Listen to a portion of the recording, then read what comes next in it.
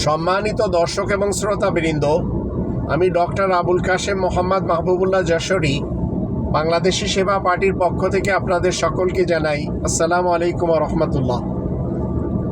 আমাদের দেশের 3 লক্ষ ফিরকা, পার্টি, মাসলাক এবং মাযহাবের যে মসজিদগুলি রয়েছে, এই মসজিদগুলির ইমামরা এতটাই কোরআন বিরোধী যে 4 নম্বর সূরা আন-নিসার 43 নম্বর আয়াতে আল্লাহ বলে দিয়েছেন, তোমরা নামাজের ধারে কাছেও যাবে না যতক্ষণ তোমরা যা কিছু পড়বে সেটা যদি বুঝতে না পারো, তাহলে তোমরা নেশাগ্রস্ত অবস্থায় রয়েছ।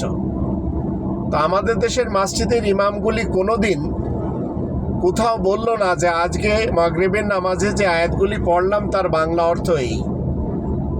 তবে এই মসজিদগুলি থেকে যখন যে সরকার আসে সেই সরকারের প্রশংসা করা হয়। এরাই বানাইছিল হাসিনাকে কওমি জননী, আবার খালেদাকেও এরাই বানিয়েছিল। এদের পক্ষ থেকে উপাধি ছিল mother of humanity, mother of democracy.